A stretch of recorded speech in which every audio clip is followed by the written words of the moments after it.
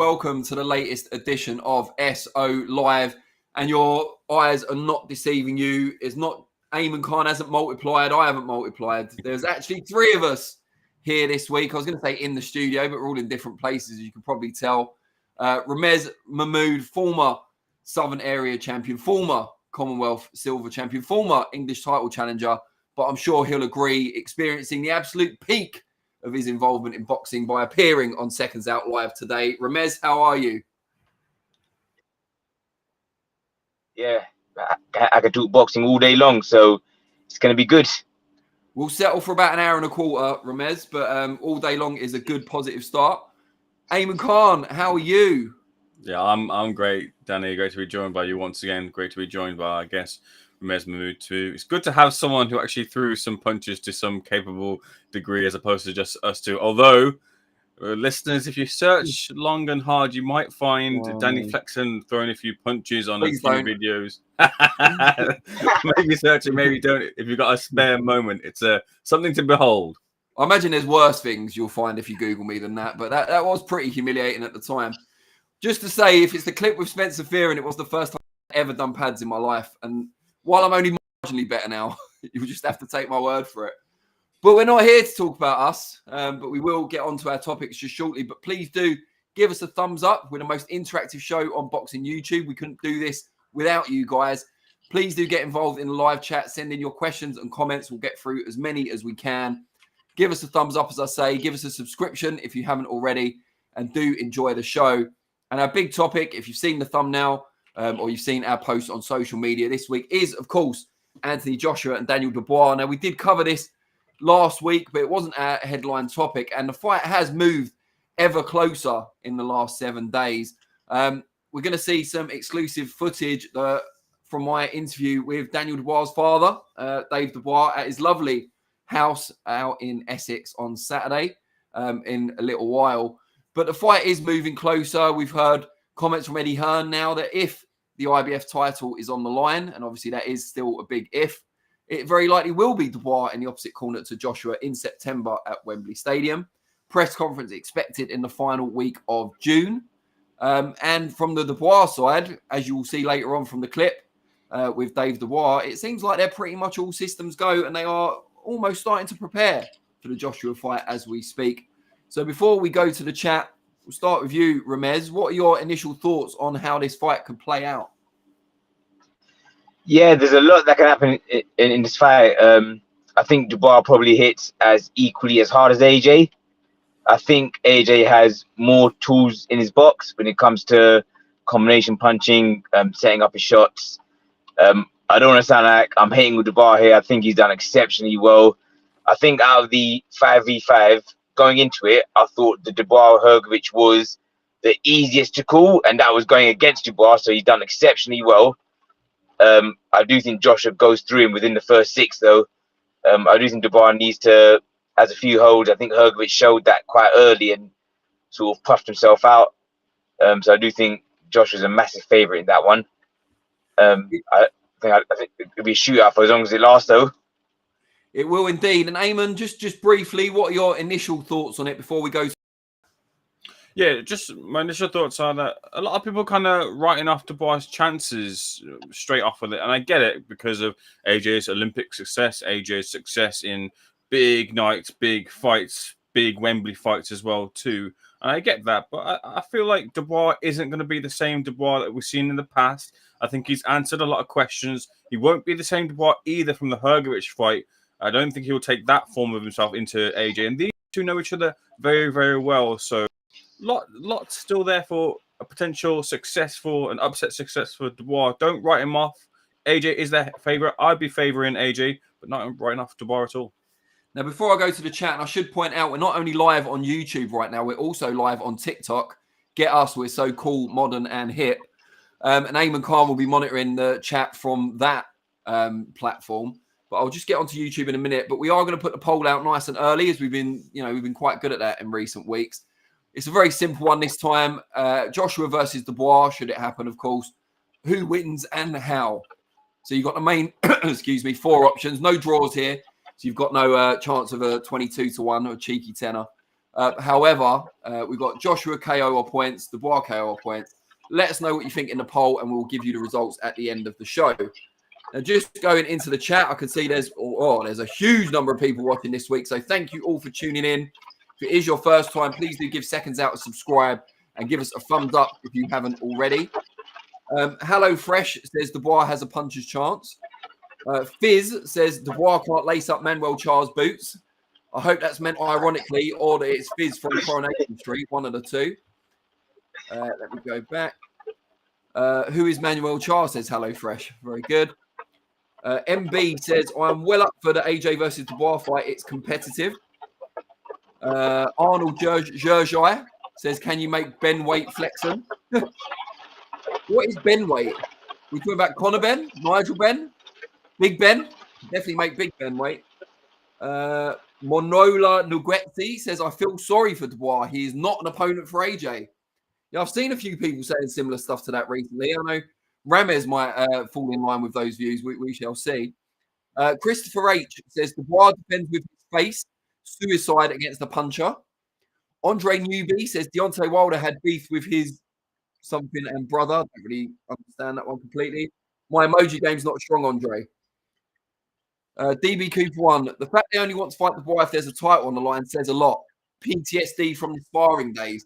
We will talk about the sparring in due course. Nat says, I Googled Flexen's boxing video. I found it. Kind of wish I hadn't. Not loving the pad work or the dark hair. Yeah, well, what do you think turned my hair grey in the first place? It was the humiliation of videos like that. Activist Book says AJ is miles above Dubois, but should be a good fight. Jerjai continues, Dubois has taken the fights AJ should have at this point in his career. Dubois has fought Joyce, Usyk, Hrgovic at a time when AJ was still fighting stiffs, even though he was coming off being an Olympic champion. Yeah, I've never really thought about that before, but I think that's quite a valid point. Similar stages of their career, who's tested themselves more. DB Cooper 1 says, and I've noticed this too, DB Cooper 1, someone needs to mute themselves whilst others are talking. So I'm guessing it's probably Ramez as he's new to the show, but Ramez, you might need to mute your microphone as unless you're talking. Okay. Sorry, mate. DB Cooper 1's called you out. He's done it to all of us. It's a rite of passage. Hayden Garin Duchesne says, has to be Dubois, doesn't it? Or Zhang. I certainly don't want to see Joshua Parker again. Jackie Boy Johnson says, Hrgovic underestimated Dubois. Joshua won't. Now, before we get into some of those angles, Ayman, have you got anything from the fine folks at TikTok? Yeah, people are just filtering in right now, seeing that we're live on TikTok. If you haven't already, give us a follow on TikTok and all our social media platforms as well. And like us on Spotify too. No less than 5 stars will do, said a certain sooth-talking Steve Welling back in the day. Yeah, it is a Nicola line from him. The comments we've got here are, first of all, from Wu-Tang Forever. Hrgovic landed 56 clean right hands against Dubois. Against AJ, he goes sleep. AJ unified the division by this time in Dubois' career. So he's mapping out the two careers, comparing the two, and he's got AJ a very steep favorite against Dubois. More comments coming soon when you throw back to me, Danny. That's what we've got at the moment right now. So let's go into a couple of those comments. And I think the one that really caught me was the one towards the end about similar stages of their career, Dubois being tested a lot harder. And I think that's valid considering AJ was, while an inexperienced amateur, had come off a world championship final that he lost and a win in the Olympic final. And Dubois never really fought much as a senior, predominantly as a junior, got signed up early on by Frank Warren. I talked to his dad about that actually when we did the interview. But has fought arguably stiffer opposition, and he's got more to lose. Even though he's young, if he was to lose, coming off the Joyce defeat, if he was to lose again, Usyk, you can take a loss from Usyk. He's world champion, excellent fighter. But, if he'd have lost either of the last two to Jarrell Miller or to Hrgovic, it might have been game over for Dubois early on. He might never have been able to recover from that. So, Ayman, we'll start with you on this one. What do you make of that comparison? Has Dubois been more battle-tested at a similar stage of their career? Yeah, I mean, I get that to a degree. I mean, in early of AJ's career, they were just kind of showcasing him really. I think I remember my first ever fight going to wasn't a great card. I got to give Eddie some criticism for that, as I usually do. It was setting up for a collision course between Bellew and Cleverly, the rematch. And I went mainly because Anthony Joshua was on that undercard. I remember seeing him coming through, and he's built like an Adonis back then, and you could see he was destined for greatness. And that's what they were doing back in the day. They were taking AJ to different places, showing him around to the UK off of the back of the Olympic success and trying to build his star. Dubois didn't quite have that. He was a jewel in Queensbury. He is, a jewel in the Queensbury crown for sure, but he hasn't had that kind of that train going, hyping him up as much as AJ had. Two different complete contrasts of how they both made it to, well, or Dubois is trying to make it to that position. And I think there's a lot to be said to that, because Frank knows how to match a talent, and they pretty much got it right with Dubois, barring Joyce fight, but they didn't really have anywhere to go at that point, and they had to kind of put him in that fight there anyway. Joyce was a bit of a bar for him at that point. He just showed that he wasn't ready. I wonder now how that would go if the two had a rematch now, considering where their careers have gone. But no, I do get that with Dubois, but I think they've understood, and a lot of people talk about Dubois and his temperament, his mentality, the type of character he is. And I think they've understood who Dubois is as a person, and they've known that you can't just throw this guy in. Whereas with AJ, I think his mentality is just to go for it. Eddie Hearn has always kind of just said, look, he's happy to fight anyone, and they've just gone for it. And I think that's what they've had to do. They had to just mold it a little bit to get Dubois ready to be one of these guys to take the baton off of AJ once he sails off into the sunset. Didn't think that Dubois might actually get the opportunity to wrest that baton from AJ himself. Yeah, I was just looking at BoxRec just there, and Dubois lost to Joe Joyce in his 16th professional contest. Anthony Joshua in his 16th professional contest first won the world title against Charles Martin. So you could, credibly say that Joe Joyce was a better opponent for your 16th fight, a tougher opponent than Charles Martin. However, there was more on the line. You're not going to turn down a world title shot against the beatable opponent. I suppose the argument would be that Dubois had fewer fights than AJ significantly overall with his abbreviated amateur career, and didn't have the same amateur accomplishments. But let's just go to the chat. And then I think there's a question in there for Ramez as well. So it's a good way to bring him in. Fizz says Dubois probably going to quit. Love that. Activist book. AJ was fighting world champions. His record speaks for itself. Technically true. Although if you remember how Charles Martin won that world title, you might not say the same. Patriotist one says Joshua by KO. Hello Fresh. Dubois is young, though plenty of improvement on him. Might put a sneaky tenner on him. Okay. Just man, this one is 3 to think. Something like that. I wouldn't put Dubois in with AJ yet. It's a mistake, I think. Fizz, sir, in BoxRec, they say Anthony Joshua knocked out Joe Joyce. That's obviously back in the amateurs, though, not in the pros. But yeah, BoxRec now do amateur records as well, albeit incomplete ones. And DB Cooper 1 says, Ramez, my old mucker, looks like an estate agent. What's the 9 to 5, fella? I'm actually fresh out of court. That was a joke. I work as a maths teacher, so I teach kids in secondary school. I've got some departmental responsibilities as well, so that's why I'm dressed up like this. I was on my way home. I got caught in traffic, so pulled up in the local car park, and here I am because I couldn't let the viewers down. Glad to hear it. And you're also a boxing coach now since you retired, right? Yeah, so as I retired, I've started taking up coaching in my local amateur gym, Gator ABC. I'm now the club secretary there as well. So taking on a lot of responsibilities from that side. But I'm enjoying it. It's taking me a little while. I'm still getting used to it. Still getting used to transition.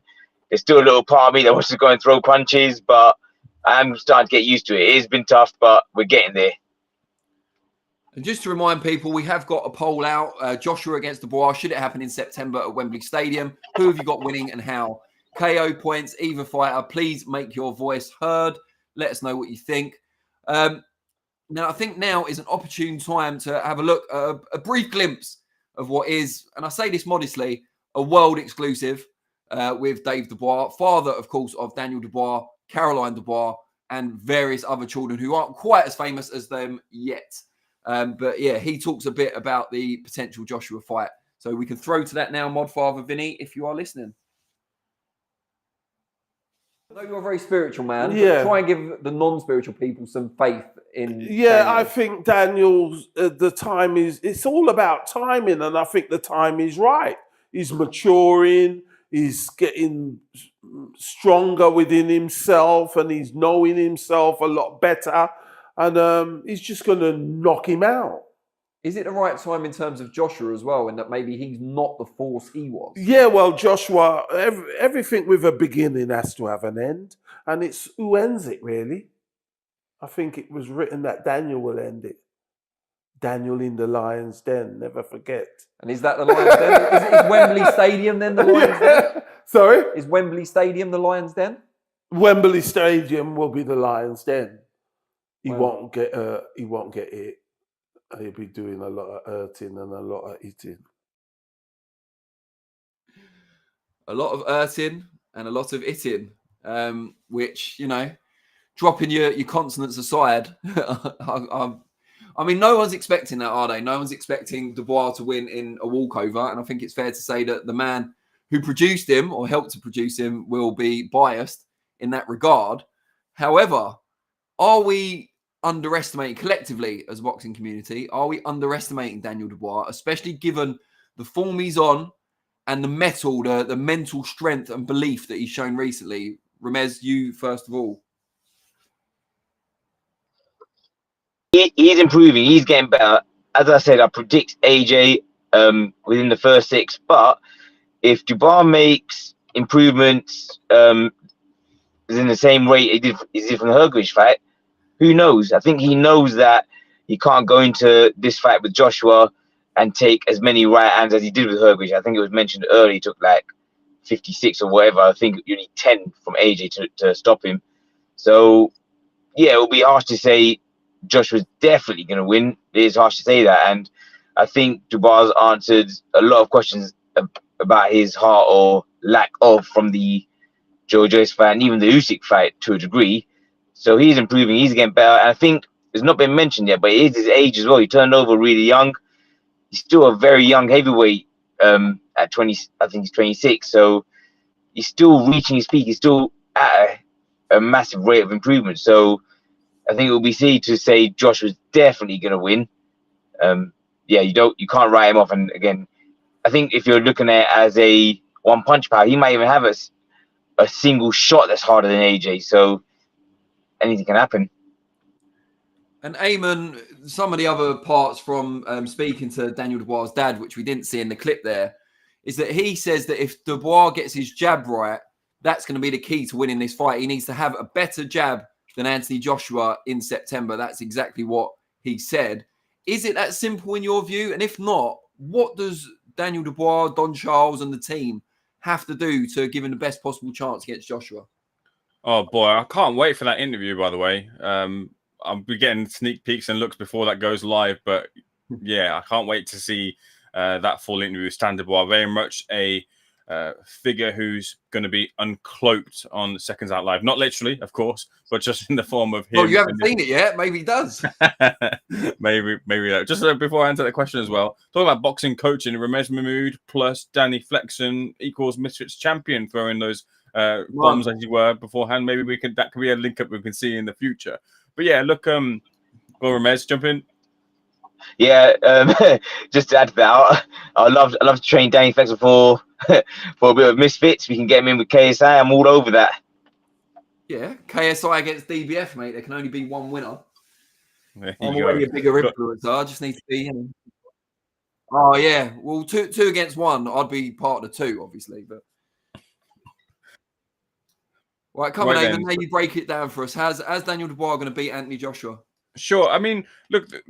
Just to jump on Ramez answering it as well from your question about people underestimating Dubois, I think there is an element to that. But if we rewind back to, and this is before I was kind of, it's before I was at Seconds Out Live, before I was at a different company as well too, making my way in the industry. I remember that Joyce fight, and I was one of those people who was actually underestimating Dubois at that point, in the sense that I was saying this is way too soon for Dubois to take on Joe Joyce. Joe Joyce is the pedigree. We're talking about amateur pedigree here. We're talking about the successes that he's had before in the past, also in the professional ranks as well too. Just his frame, just the the problems that he poses. Dubois hadn't had those tests previously. He was having those knockover jobs. I didn't think it was the right time for him to take that Joyce fight. However, coming to a potential anti-Joshua fight, whilst I don't think he's had anyone on the level of anti-Joshua, he has had good experiences now, brilliant experiences now in sparring and in the professional ranks too. You can't really go much better than having the likes of Oleksandr Usyk, the now undisputed heavyweight champion, and causing him problems in the fight. Sure, the fight ended in a jab, which we'll get to a second, but for some people, he would have won the titles that night if you believe the fight was, if you believe the shot was low or not. Jarrell Miller, great gas tank, regardless of his past, but he showed that gas tank, and Jarrell Miller really posed those questions about his heart, and he had to grit and get through that fight, and he did. Filip Hrgović, a lot of people in the industry were saying that this is going to be a fight where Daniel's going to get hit, and he doesn't want to know anything about it after he gets hit, and it's going to be the similar story of the Joyce fight. I didn't think that way. Some people did. But he proved that that wasn't the case, and he's proved that he's got that mettle, he's got that grit to perform and succeed and take some shots. He'll have to do that against Anthony Joshua, who has a brilliant jab as well too. I don't think this is going to be a battle of the jabs, though. I think Dubois' game really is actually to Dubois is a massive hooker. He loves to throw those hooks in. He's a headhunter. He's a headhunter at chief. He's not a body shot merchant, really. He doesn't really look to kind of hurt you in that sort of sense. He just wants to go for that knockout. And I think the big problem here for Don Charles and his team is that he's now with Ben Davison, and they're a massive their thing really is that they game plan to a T. They research you to a T, and they'll pattern you and base their game plan off of that and make Joshua a smarter fighter than he was before. Might Dubois' opportunity to beat him have passed him if AJ was with a different coach? Maybe we're giving him more of a chance. But with Ben Davison now, I think what Dubois has to do is to revamp. He has to make things different. He has to be a little bit more unpredictable. Otherwise, he's going to walk into something that's been concocted by AJ and Ben Davison. I want to ask about another aspect of this fight in a minute, but I realise we haven't been to the chat for a while. So, Ayman, if you get ready on the TikTok side, I'll go through these YouTube. I think I called them reprobates before we started, but in a very kind way, respectfully. Naveed W says, Joshua will beat Dubois to the punch faster and better combination punches. His performance against Hrgović was fueled by headbutts, and that caused problems for him. I reckon a paced and no foul play fight with Hrgović will beat him. Hrgović folded a bit too easily, even though some of it was rough and potentially illegal in the fight. I felt like, he could have stood up to that better. DB Coop 1 says, never mind Project Mbappe, we're on the Project Dubois hype train. Daniel's dad has done well by him. Dubois is a changed man. Audi do that. Very clever. Says, people keep saying Dubois is on form, makes me laugh. He went 11 rounds with Fatboy Miller, and Hrgović hasn't really beaten anyone yet. AJ is proven. A National Acrobat says, I agree, Dubois beat Hrgović by using headbutts. Jurjai says, Dubois is still young. Is Don Charles the best trainer for him at this point in his career? I mean, on recent form, you'd say. Don isn't known to improve fighter skills. Is Dubois still young enough to neglect skills? I'm not sure that's true. I think people say that because of Derek Chisora, don't they? And because he's always fought the same way. But I think he's improved Derek Chisora's skill set when employing that style. I think there's little nuances in terms of the head movement and the footwork that work within Chisora's style that he didn't have as a raw fighter coming out of Finchley. But, I understand your point. National Acrobat says, Charles is teaching Dubois to use fouls, which I think is a little bit unfair. Stan Dalby says, not KSI. Crybaby lost to Timmy Thumbles. Are you saying KSI is not good enough to fight me? I think that's the worst shade I've ever heard used against KSI. Just a Man says, Dubois has a gas tank and power. That's his best assets, but his defense isn't great. I worry if he stands there taking AJ's power, can he stand up to it? Very good point. Fizz says, Hrgović is a knockout artist. Morning Wood Fairy says, I voted Joshua KO. Malcolm Marcel says, if Dubois is allowed to headbutt, he has a chance. No one is asking what AJ would have done to Hrgović. I think what we can say, though, is leading up to Dubois against Hrgović, people were saying that if Hrgović came through, which most people were backing him to, and he was the one fighting Joshua in September, he could give him a hard fight. Certainly people I interviewed said that. So I don't think we should be kind of Monday morning quarterbacks and change the narrative now. East Mids XHMP87 says AJ won't fight him if the belt's not on the line. WTF? Why should the belt be on the line? Usyk just beat AJ twice, and Dubois makes no sense. Fake champions. No Cap Combat says young Dubois ain't ready yet. He takes too many clean shots. Kieran T 2010 says almost every fight Dubois has, he isn't ready for them. Everyone who has any decent rep on record, that is. Gary says pretty simple, really. Both are confidence fighters. If Dubois lands clean and early, Joshua will crumble, and vice versa. We'll talk a little bit about confidence in desire in a minute. Gaming Factoids says 100% this is a mismatch. Odds are telling you all you need to know. 5-1. Zhang AJ is the match. We saw Zhang pretty clearly beaten by Joseph Parker despite scoring 2 knockdowns, though. So I'm not sure. Maybe people want Zhang more because they're not happy with the Dubois fight. I'm not sure. But yeah, so that's what we've got from the chat at the moment. Please keep your comments and questions coming in. But Ayman, what have you got from the world of TikTok?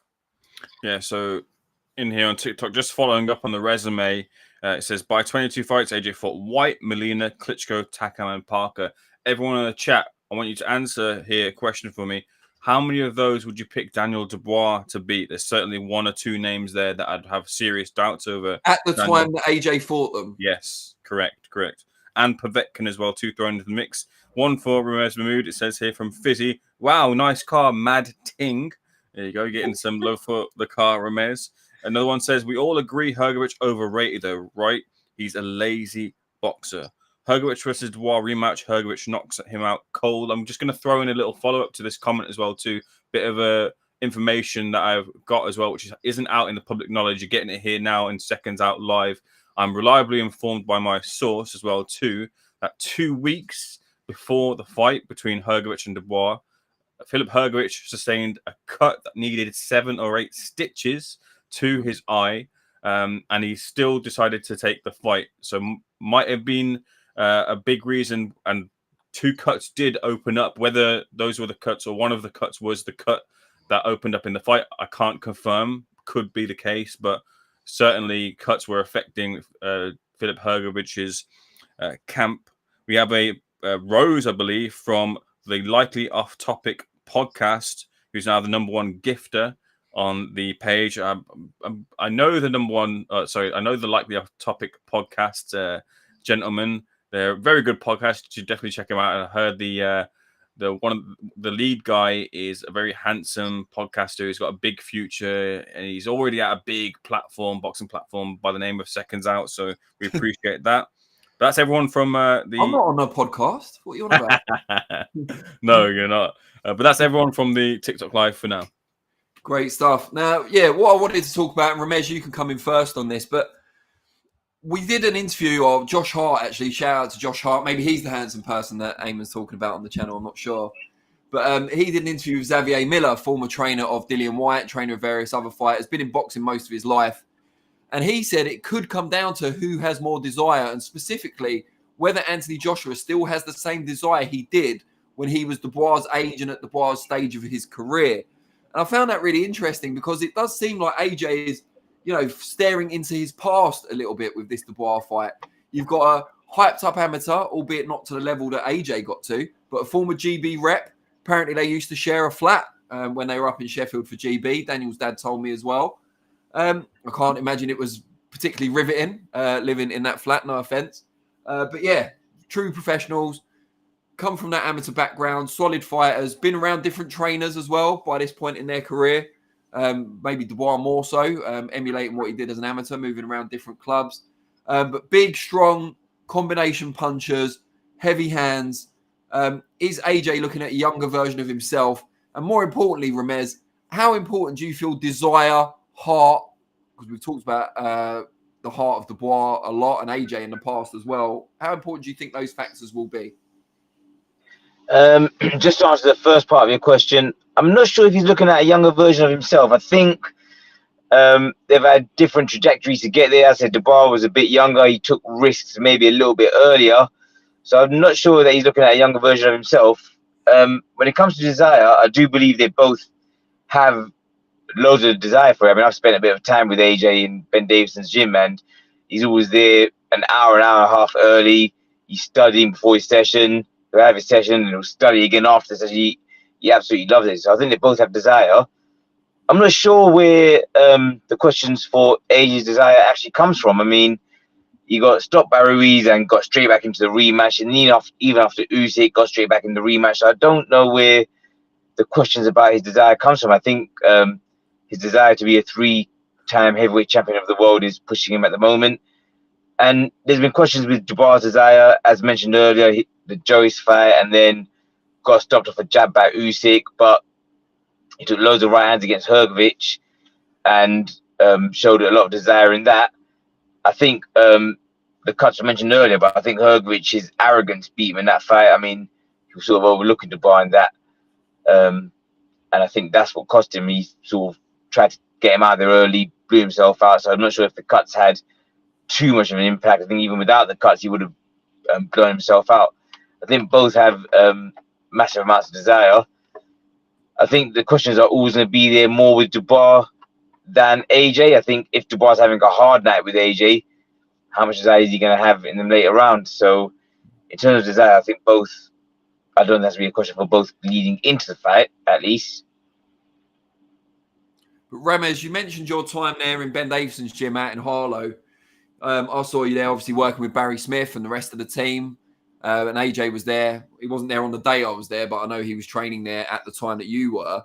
Just tell us a little bit about the system in Ben Davison's gym, what they offer compared to the more traditional boxing coaches, and how AJ's adapted to that so far.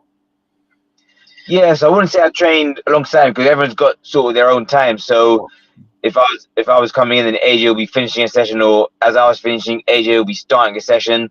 But I think, as you said, a big part about it is the game plans that they have. I mean, each opponent is studied meticulously, and a lot of things that 99.9% of people see in an opponent, they will see, and the game plans are meticulous, and that's fantastic. And that's fantastic for them.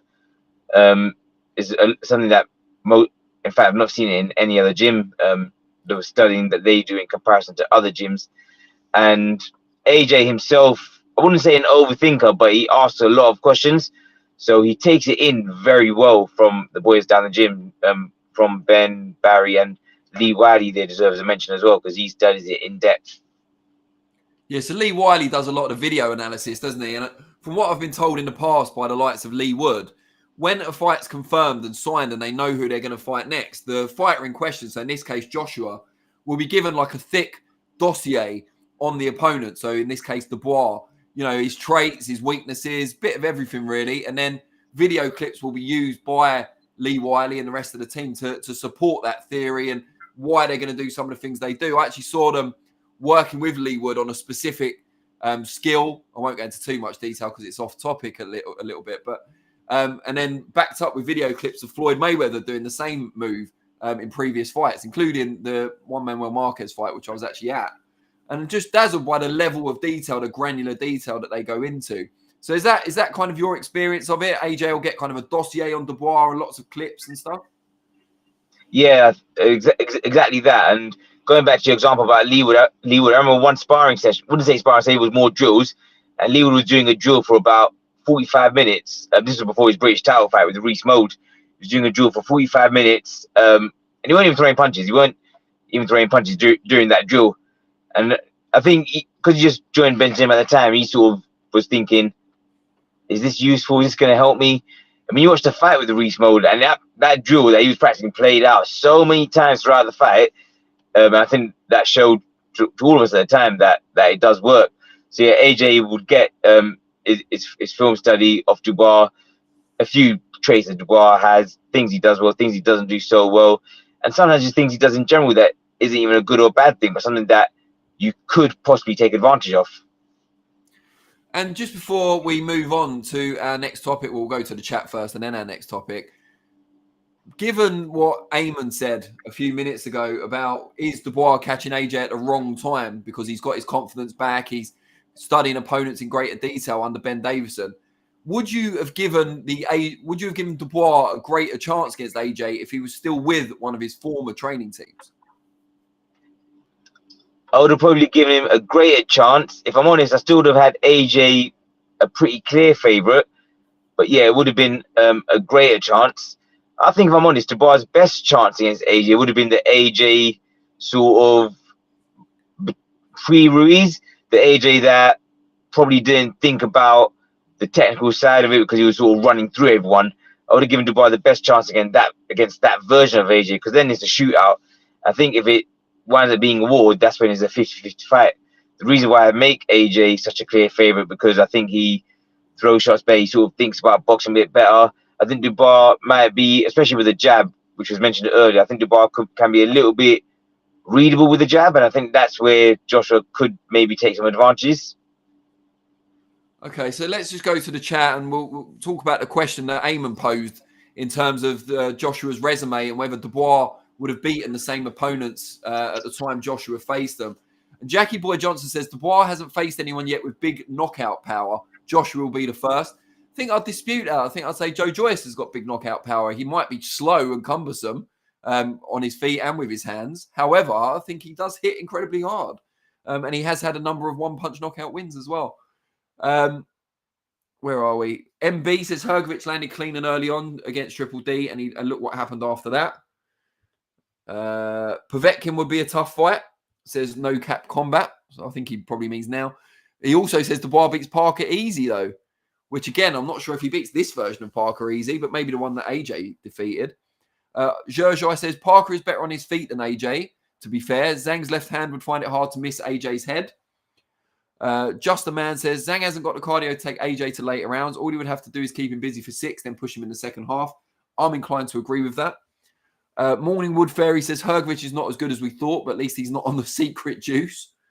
Yeah, well, let's hope not, because if he wasn't, he still lost. I mean, that's pretty poor, isn't it? Anthony Joshua's Irish grandmother, brackets Moya V. Harper, says Zhang already lost to AJ in the amateurs, lost to Hrgovic and Parker, got a gift draw against journeyman Jerry Forrest. Shout out to Jerry Forrest, great interview with him, done by Mr. Ayman Khan, is currently on the channel. Zhang has no belt. Dubois is the young British IBF champ. He's not yet. Not an old Chinese person, I would hope. Something along those lines. Boxer. A national acrobat says Dubois has faced Usyk, and contrary to popular belief, Usyk has big knockout power. He hurt Fury more than Wilder ever did. Audi do that. I like that, reading that every time. Dubois wouldn't have beaten those AJ opponents if he fought them at the same time. AJ was definitely fast-tracked and didn't avoid anyone. I've got a few quibbles with that. Scott Stevens, I'm not even a great Dubois fan, but he beat Hrgovic in every way a man could be beat in the ring on that night. I do agree with that, Scott. I think he beat him mentally as much as, with fouls, as some people are saying. Where are we? Wilder versus White wouldn't be a bad fight, plus they have history, says Audi do that. Morning Wood Fairy, Dubois is not the younger version of AJ. Dubois has a mere 77-inch reach. Yeah, I mean, Dubois hasn't got the range of AJ. I think that's fair to say. Just a Man says, will Dubois beat Ruiz? Yeah, I mean, it depends which version of Ruiz you get. I'm not sure AJ beats the version of Ruiz he had to fight in the first one. So that's an interesting shout. God is Great says, Joshua has found his brutality again. Dubois is hungry and has even more confidence and belief now. It will be a KO inside 6. My money's on AJ, but it will be a super fight. Hrgovic didn't really hurt Dubois all that much, says Jackie Boy Johnson, suggesting his power isn't great, or that Dubois has got better endurance than most people think. Jimmy Boy 71, I voted Dubois KO, but I want to change. A few heavy cracks from AJ and Dubois might be looking for cool, sharp harp. Jimmy Boy, I'm sorry you can't change your vote. It's done now, unfortunately. See if you convince a friend to vote twice for AJ to make up for it. DB Cooper 1 has had a little word here about AJ's resume. Jermaine Franklin, full-time roofer. Hellenius and Otto Vallin, inactive fringe world level B-Tech Vikings. Wow. Francis Ngannou, lithium miner turned MMA guy turned 2-fight boxing gimmick. Morning Wood Fairy says, what can Dubois do better than AJ? Fight 30. I'd say Dubois could maybe have a better jab than AJ when it comes to the fight. He's also younger and fresher, which isn't something he can do, but it's certainly something he is. What's so special now about Parker? Says no cap combat. He beat a broken Wilder and scraped past Zhang. I mean, they're not terrible wins. If you keep going back, who did this guy beat? Who's this guy's best win? Who's this guy's best win? Eventually, 6 or 12 degrees of separation, you will find someone who's not that good. It's just the way it works. Cuss's system says, I've always said Daniel Dubois has the attributes to be the very best. However, not under Don Charles, in my opinion. Have not seen any major developments under Don Charles. Well, he's in the best form of his career under Don Charles. So, maybe that's just an accident or a coincidence, but it seems unlikely. We've talked loads about this fight, and we will talk loads about it in the weeks to come, I am sure. But we're not going to stay on air for 3 hours, as much as I'm sure you'd all like us to. So we will be moving on to our second topic, but it is closely connected with Joshua and Dubois, because it's someone who's fought them both. And it is, for most people's money, the best pound-for-pound fighter in the world today, Oleksandr Usyk. And his comments to, I think it was the 3 Knockdown Rule podcast last week, that he intends to drop back down to cruiserweight, where he's already reigned, of course, as undisputed champion, after the Tyson Fury rematch on December 21st. Ayman, starting with you, how surprised were you by these comments, and how likely do you feel Usyk is to follow through on them?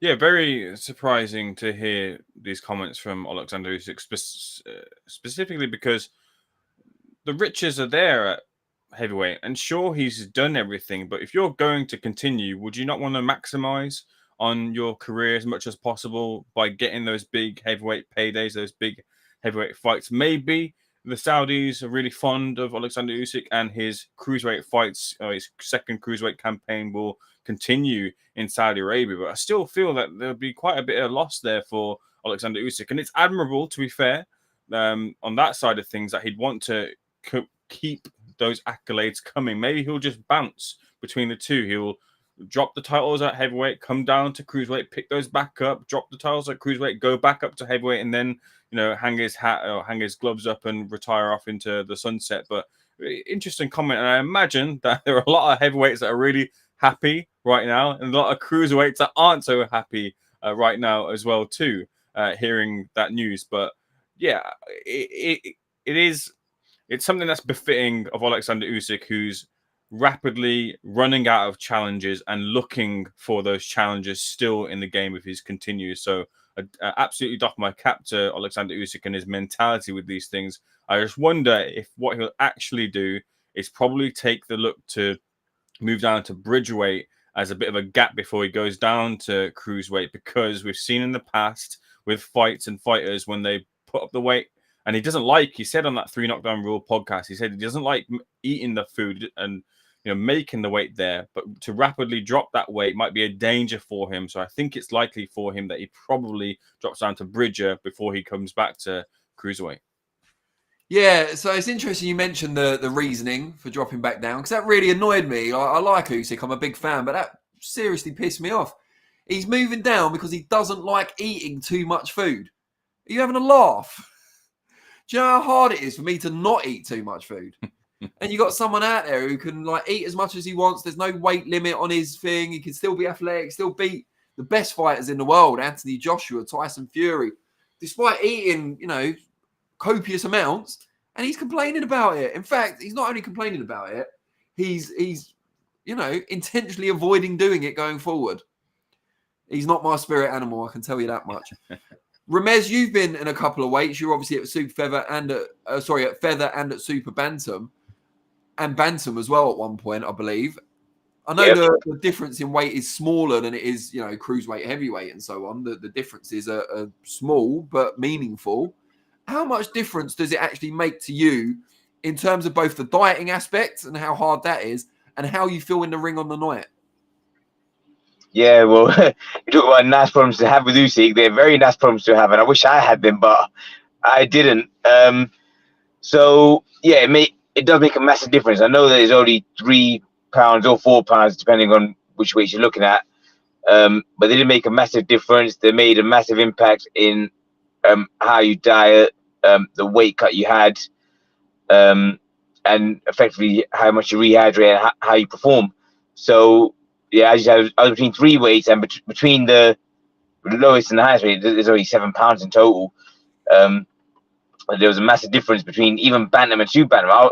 I didn't feel great at bantamweight, felt exceptional at super bantamweight, and that was only 4 pounds in it. So not much in that at all. With Usyk,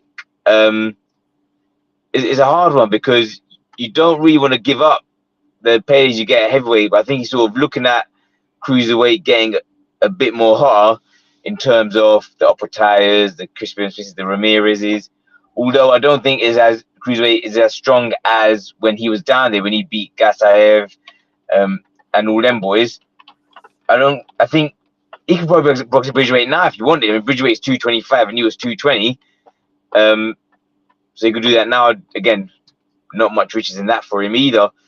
As you said, I think he's just running out of competition. He's got Fury there, then he's got maybe Josh or Dubois again. I don't think he just sees a clear route, but I'm not sure what they'll be paying him for it.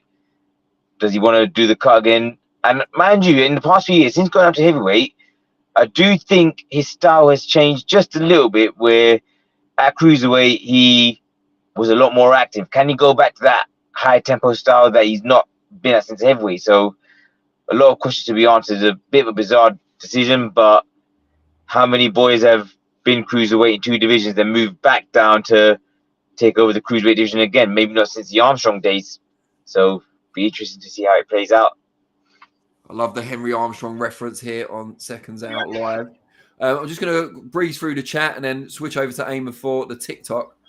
I feel like Ayman's just more suited to TikTok. I don't know why that is. Not generally, but for the comments. Just a Man says AJ's world-class power against boxers, not just MMA.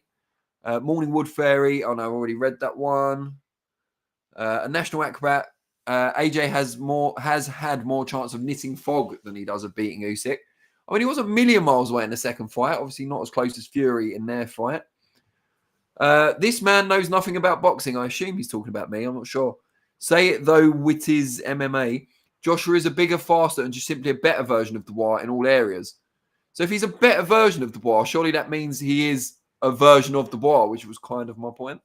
How can you say he has a better jab than AJ? Wow, I'm leaving this video. Oh, well, he won't hear this then, will he? Take that. No, I mean, I didn't say he had a better jab than AJ. I said he can have a better jab than AJ. But yeah, I'm sad to see you go. Robert Badia says Usyk versus Parker. Iron Neckle says Dubois will smash AJ's glass chin, no problem at all. It's the most Dubois positivity we've had so far. Neil Warren, I think Dubois is more hungry, younger, and tougher. Well, he's definitely younger. We can't deny that. Iron Stealth 3.0, I voted AJ to KO Dubois. It'll be one heck of a scrap either way. Usyk versus Parker is one I want to see too, says Jimmy Boy 71. Where else? Adewola for Token says AJ is too complete and angry now as a fighter for Dubois to handle. Morning Wood Fair again. Usyk said he got hurt badly by Fury's uppercut. It would be smart for him to retire or go back to cruiserweight. Or just avoid the uppercut. I mean, I know it's easier said than done, but that might be in the Usyk playbook for December 21st. Jackie Boy Johnson, if Usyk goes back down to cruiserweight and becomes undisputed again, surely he has to be the all-time GOAT of boxing. It depends who he beats to do it, doesn't it? I mean, if he's going to fights in every one he's expected to win, and now that will be the case, I guess, it's a lot harder to enhance the legacy, isn't it? You know, you look at guys like Henry Armstrong, who Ramez mentioned earlier, going way outside their natural weight to beat some of the best fighters of their day.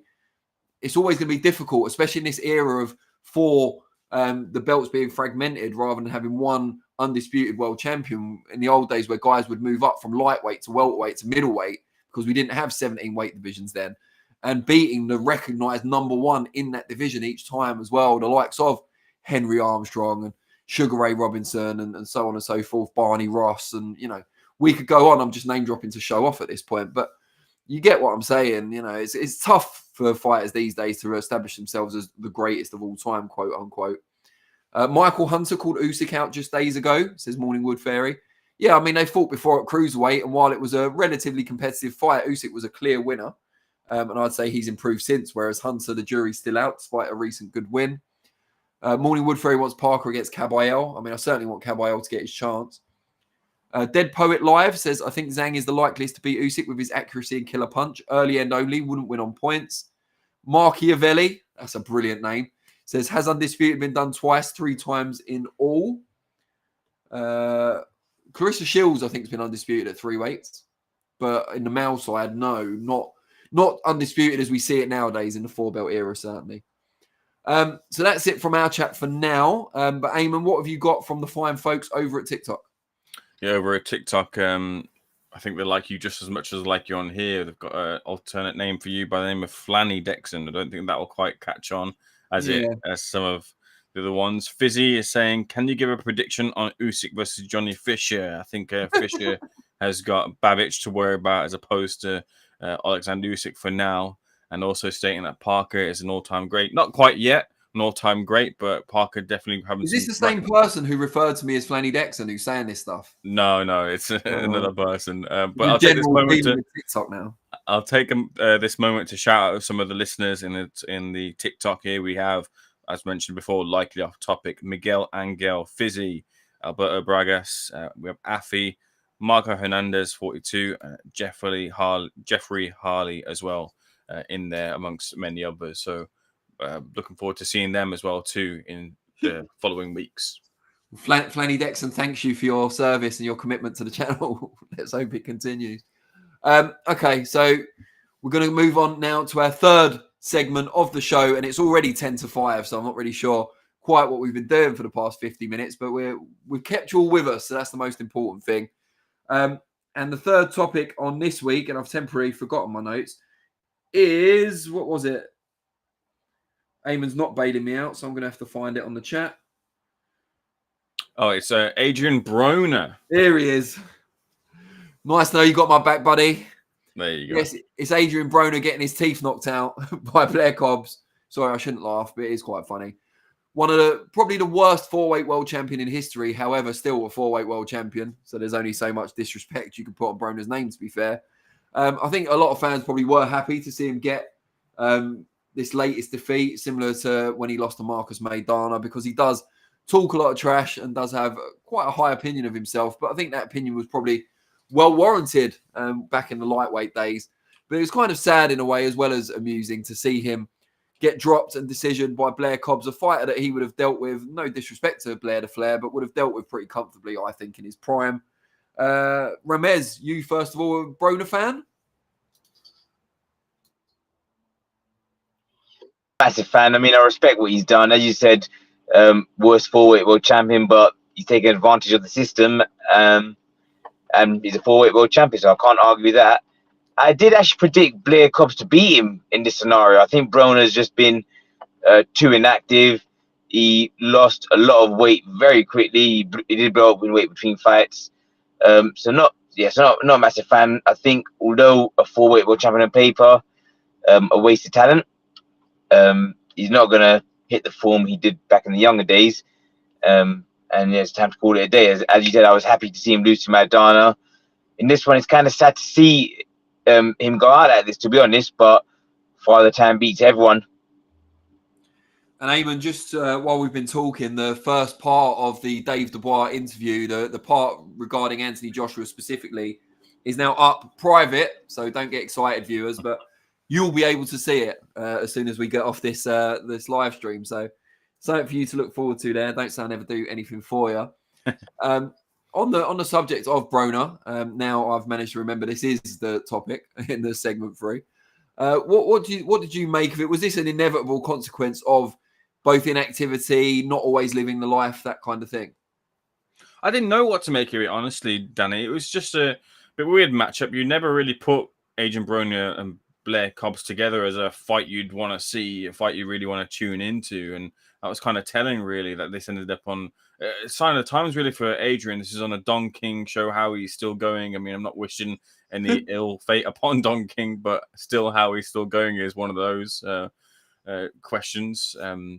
Yeah, it was just strange and a little bit. Broner has never really capitalized upon himself, and there's a lot of things going on outside of the ring as well, too. A lot of unsavory things with Adrian, the way he kind of manifested his or didn't capitalize on his boxing career and talent, as Ramez was saying. He could have really pushed on. This was for someone who, this is one of those, whilst Floyd Mayweather was still active and towards the tail end of his career, this was the guy that really flew the flag for, this is the next Floyd Mayweather. And I remember being, this is a random point taking you back to a point in my life. I remember being a queue for the day one release of Grand Theft Auto 5 And one of my mates saying to me, he wasn't a big boxing fan, but this is what I'm saying. He wasn't a big boxing fan, but he said to me, "What do you think about this Adrien Broner guy? I hear he's going to be the next Floyd Mayweather." And he wasn't a boxing fan, but it translated over to him the name, the person, the character of Adrien Broner. I said, well, you got to hold your horses because there've been a few of these, but he probably took this to further than anyone else had done.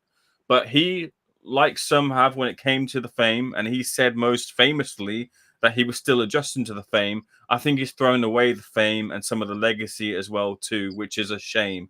A penny for Eddie Hearn and Conor Benn's thoughts as well too.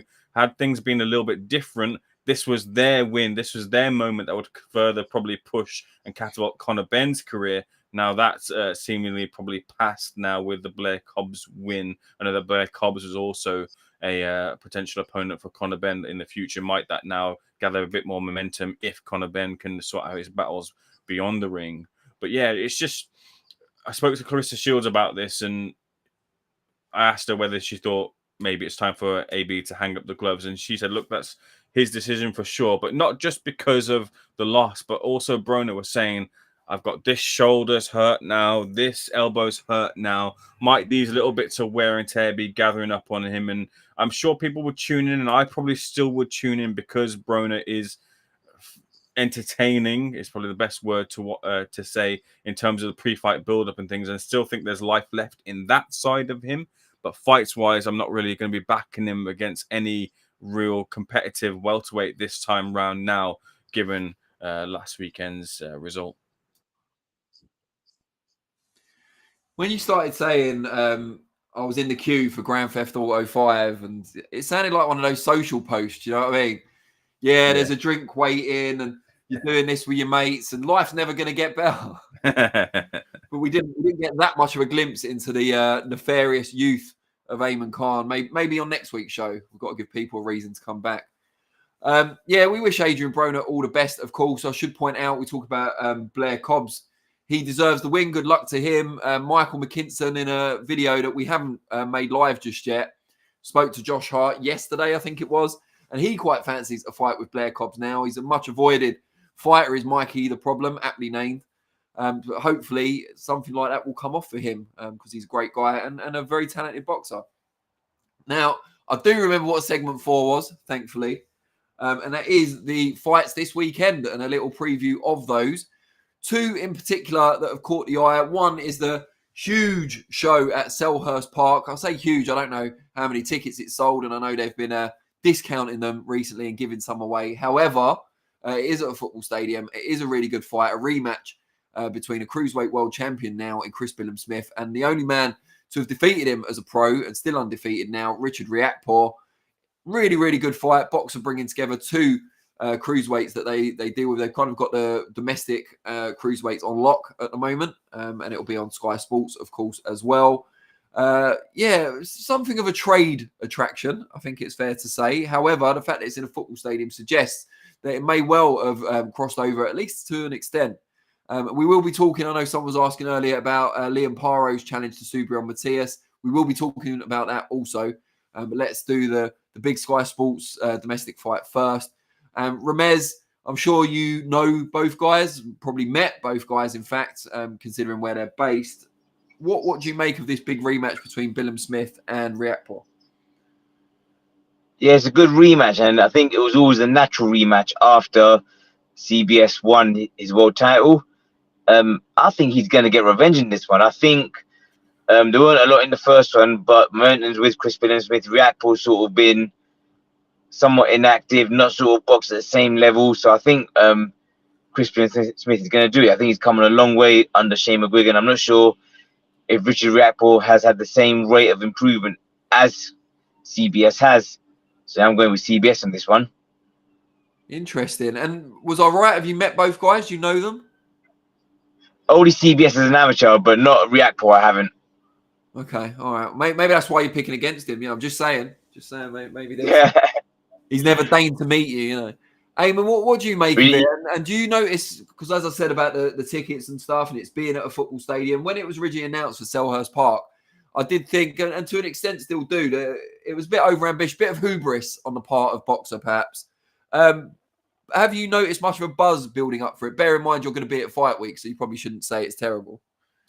I can't say I have, but also got to bear in mind too that I'm in Birmingham and this is a fight that's happening in London, Croydon, Crystal Palace type of area. So someone more, central or grounded in that area will probably have a better finger on the pulse as to what the buzz is. Though I think it probably doesn't benefit either that this fight is happening out of the footballing season, and this would have been a great little segue for Sky Sports on one of their many football matches that they broadcast hype up for. So I think it's probably held back by that a little bit. I think there is a Euros game, isn't there? There is a Euros game, but that's on Sunday, the day after. Oh.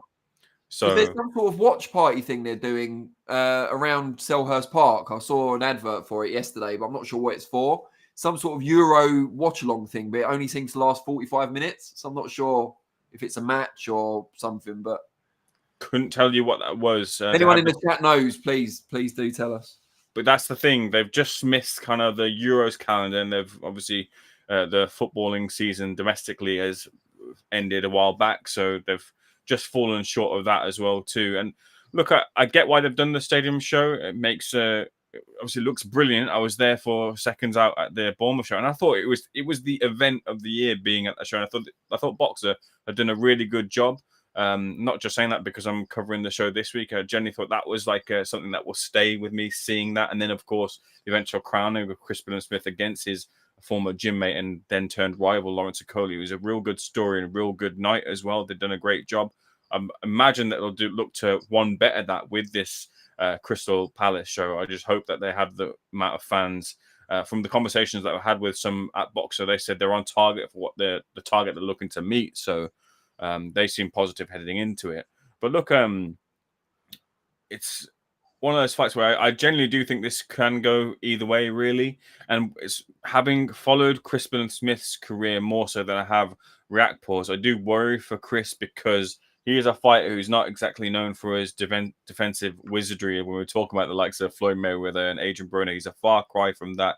And his offense and his ability to be attritional and hang when it's attritional and drag people into those attritional moments is what's got him and seen him over the line. Whether he can do, I imagine that will be a large part of his game plan heading into the Richard Riakporhe fight. But Richard Riakporhe has been able to match him before in the past. I think Chris Billam-Smith will be banking on that he's more experienced now and he has done those more rounds, and Richard Riakporhe hasn't had that activity. What he gives up in return is the power side of things, which Richard Riakporhe brings. And Richard Riakporhe is saying, look, you're porous in your defense and I'm powerful in my punch, and you've taken too many punches now and you're going to crack like glass and I'm going to keep punching until you fall. And that's it. That is a bit of a worry, having seen Chris take those big shots, and he's shown a granite chin so far.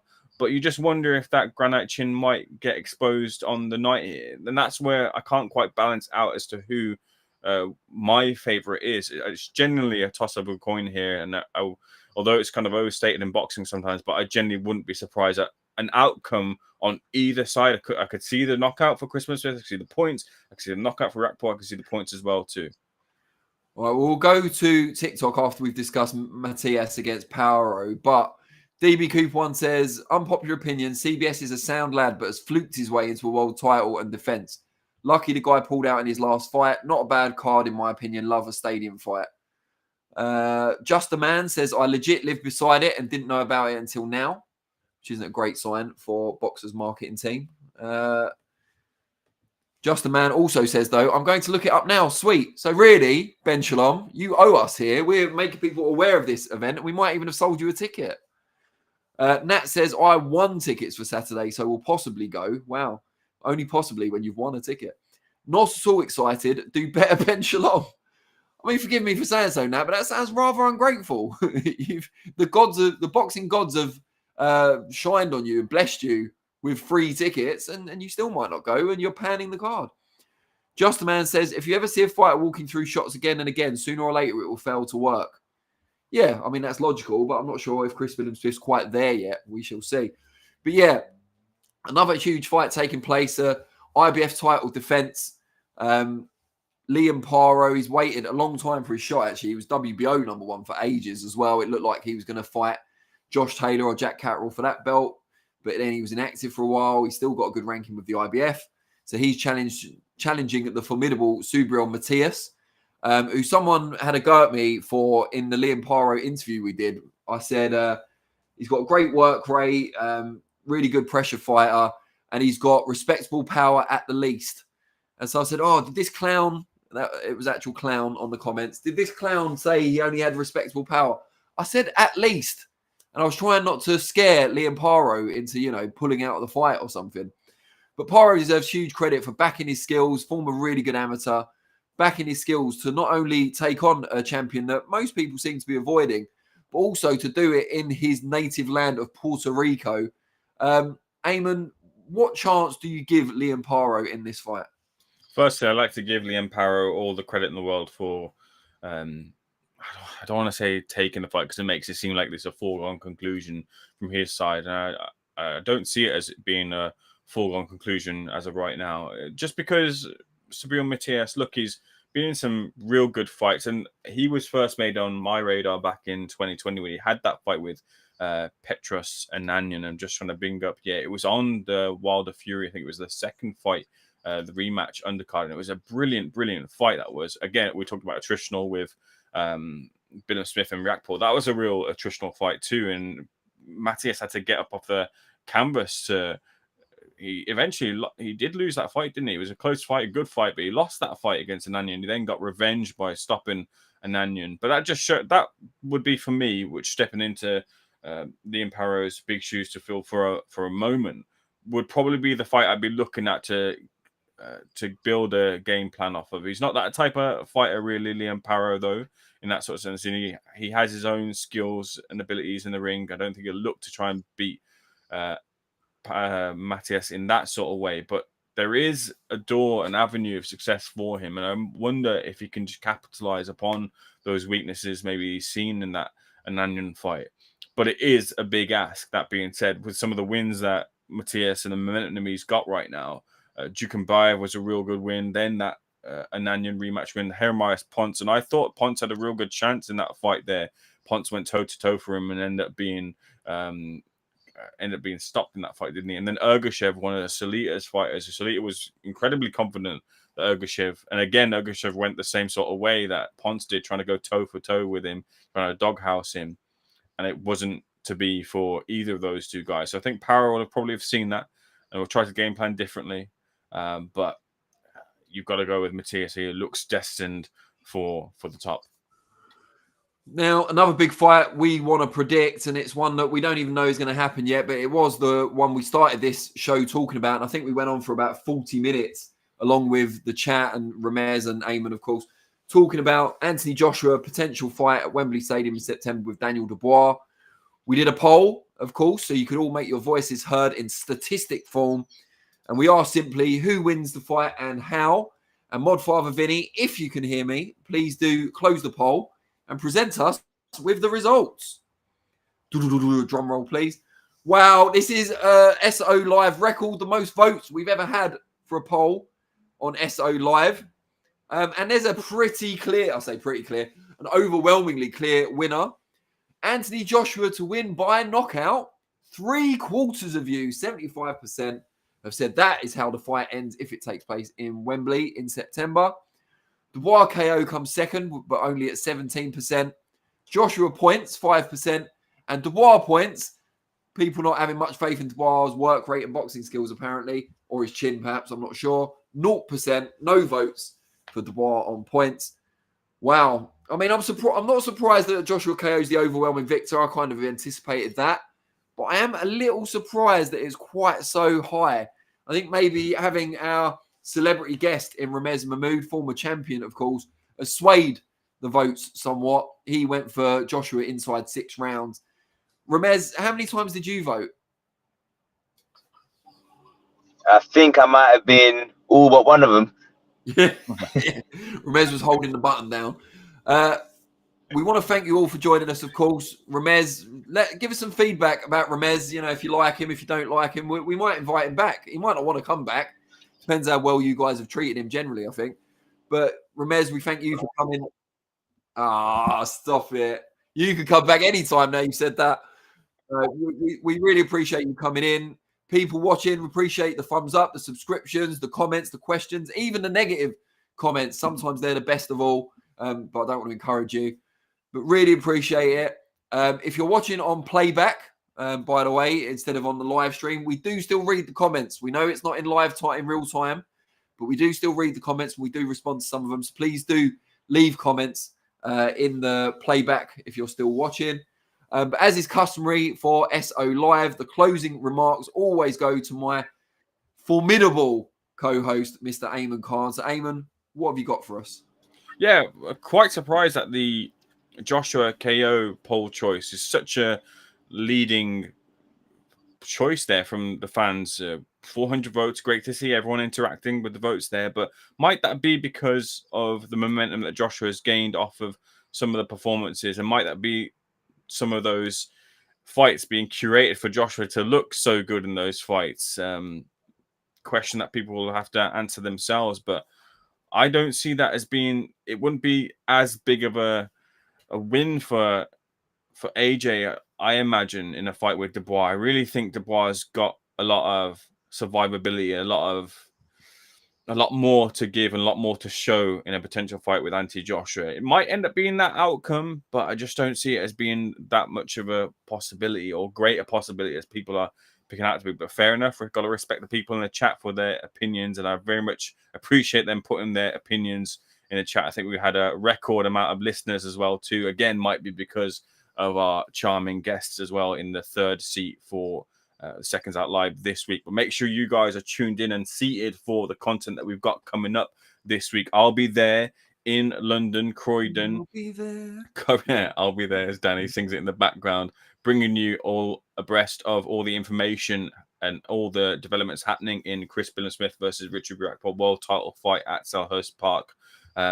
Make sure as well to click the like button, subscribe button if you haven't already. Check us out on TikTok as well, and the 5 stars as well too, if you could, on Spotify. But for now, for myself, Danny, Ramez, and Vinny in the background too, thank you so much for tuning in, and we'll see you guys on the next one.